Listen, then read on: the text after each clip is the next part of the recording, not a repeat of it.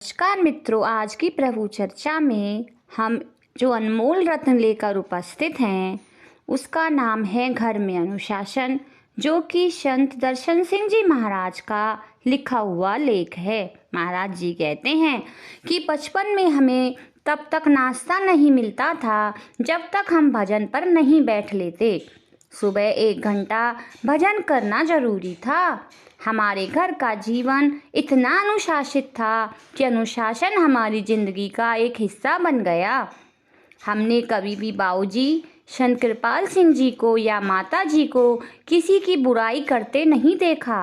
बाबूजी से मिलने बहुत से लोग आते थे, पर अगर उनमें से कभी कोई किसी की बुराई करने लगता तो बाबूजी उसी समय विषय बदल देते और कहते, बुराई करने की जगह क्यों ना हम कुछ ऐसी बात करें जिससे हम सबका फायदा हो। हमारे घर का वातावरण सच्चाई से भरपूर था। जो कहा जाता है था कि वह पूरा किया जाता था, यानी कि जो कहते थे वह बात पूरी की जाती थी। हम देखते थे कि लोग लगातार बाबूजी को मिलने आते रहते थे।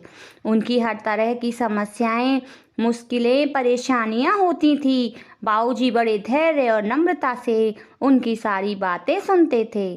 अगर किसी को पैसों की मुश्किल होती तो वे पैसों से उनकी मदद करते।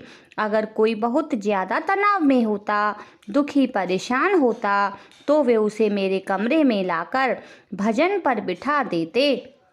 अगर किसी को कोई समस्या होती तो वे उसे अपनी डायरी में लिख लेते, और अगर उसका हल किसी अन्य से बात करके निकाला जा सकता था तो वे उससे बात भी करते।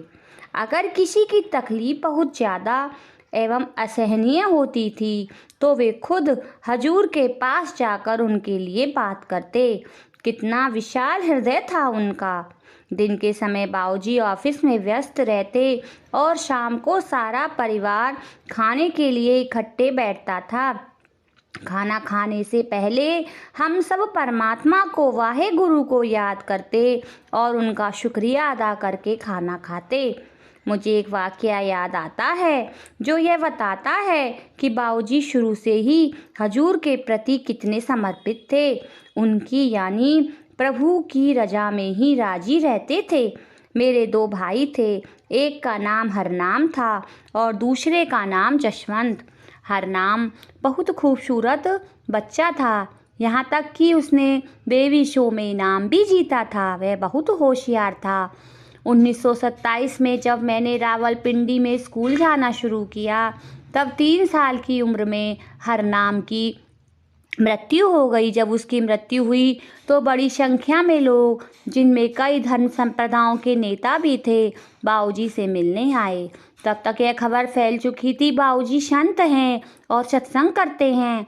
अब वे लोग आए और कहने लगे, अब उसकी हालत देखते हैं, जो सबको उपदेश देता है कि प्रभु की इच्छा सर्वोपरि है, तेरा भाना मीठा लगे।